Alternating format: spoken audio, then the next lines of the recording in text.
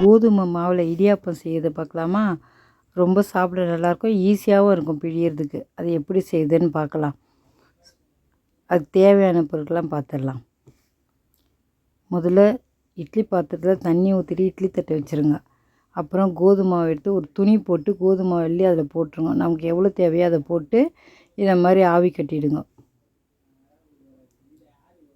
ஒரு 10 நிமிஷம் ஒரு 15 நிமிஷம் அப்படியே மூடி போட்டுருங்க, வெந்துடும். அவ்வளோதான், வெந்துடுச்சு. நீங்கள் தொட்டு பார்க்கணும் கிடையாது, 10 நிமிஷம் 15 நிமிஷம் அவ்வளோதான், மாவு வெந்துடும். மாவு வெந்துடுச்சு. இப்போ இதை எடுத்து அப்படியே தட்டில் கொட்டுங்க. கட்டி கட்டியாக இருக்கும், அதனால் என்ன பண்ணுறதுன்னு யோசிக்காதீங்க. அதை கையில் இப்படி பிச்சு போடுங்க.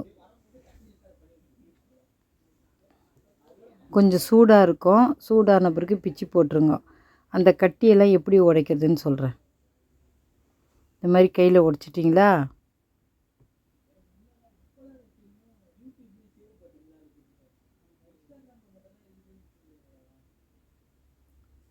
இப்போ மிக்ஸி ஜாரில் போட்டுருங்க. இது அப்படியே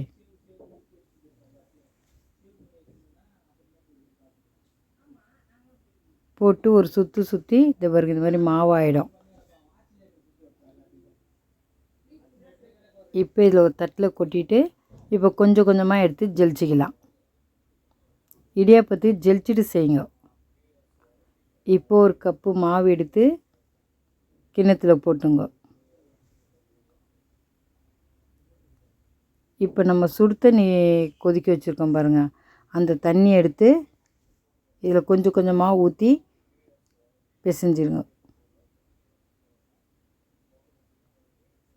சுடு தண்ணி ஊற்றி பிசைங்க. இது பாருங்க, அவ்வளோதான், பிசைஞ்சாச்சு.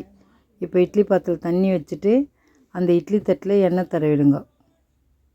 இடியாப்பம் தட்டு இருந்தால் கூட பிழிஞ்சிக்கலாம், நான் இட்லி தட்டில் பிழிகிறேன். பாருங்கள் எவ்வளோ ஈஸியாக வருது பாருங்கள் பிழியறதுக்கு.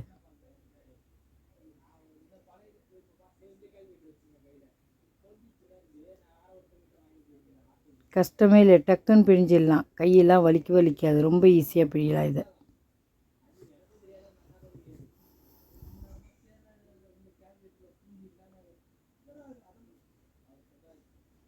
அவ்வளோதான், எல்லாத்தையும் பிழிஞ்சியாச்சு. பார்த்திங்களா எவ்வளோ ஈஸியாக இருக்குது. நான் சொல்கிற மாதிரியே செய்யுங்க, ஈஸியாக வரும் உங்களுக்கு. பாருங்கள் எவ்வளோ அழகாக இருக்குது, நல்லா சூப்பராக பிழிஞ்சியாச்சு. இப்போ இட்லி மூடியாச்சு. அவ்வளோதான், வெந்துடுச்சு. 10 நிமிஷம்தான், வெந்துடும். தொட்டு பார்க்கணுன்னு அவசியம் இல்லை, உங்களுக்காக நான் தொட்டு காமிக்கிறேன். வெந்துடுச்சு பாருங்கள். இப்போ தேங்காய் பாலும் எடுத்துக்கலாம், தேங்காயும் திருவியும் போட்டுக்கலாம். நான் இன்றைக்கி திருவி போட்டிருக்கேன். தேங்காய் இது மாதிரி மேலே இருக்க அந்த இது எடுத்துட்டு ஒயிட்டாக போடுங்க. இது மாதிரி அரைச்சி வச்சுக்கோங்க, தண்ணி ஊற்றாமல். சர்க்கரை எடுத்து வச்சுக்கோங்க. இப்போ நம்ம இடியாப்பத்தெல்லாம் எடுத்து தட்டில் வச்சுருவோம். வச்சுட்டு இப்போ அந்த தேங்காய் பூ எடுத்து அது மேலே அப்படியே தூவிடலாம். தூவியாச்சு. இப்போ சர்க்கரை சேர்த்துடலாம். சர்க்கரையும் அதே மாதிரி எடுத்து மேலே தூவிடலாம். பாருங்கள், சர்க்கரையும் தூவியாச்சு. உங்களுக்கு தேங்காய் பால் வேணும்னா கூட தேங்காய் பால் எடுத்து சாப்பிட்லாம். ரெண்டுமே நல்லாயிருக்கும், அதுவும் நல்லாயிருக்கும், இதுவும் நல்லாயிருக்கும். எப்படி வேணாலும் சாப்பிட்லாம். அவ்வளோதான், ரெடி ஆயிடுச்சு. கோதுமை மாவில் இடியாப்பம் சாப்பிட்டு பார்த்துட்டு எப்படி இருக்குன்னு சொல்லுங்கள். நீங்களும் இதே மாதிரி செஞ்சு பாருங்கள். சாப்பிட்றதுக்கு இது ரொம்ப நல்லாயிருக்கும். நான் எப்படி மாவு அவிக்க சொன்னேனோ அவிச்சு அதே மாதிரி பிசைஞ்சு செஞ்சு பாருங்கள். ரொம்ப நல்லாயிருக்கும் இது சாப்பிட. லைக் பண்ணுங்கள், ஷேர் பண்ணுங்கள், மறக்காமல் நம்ம சேனலுக்கு சப்ஸ்கிரைப் பண்ணுங்கள். தேங்க்ஸ் ஃபார் வாட்சிங்.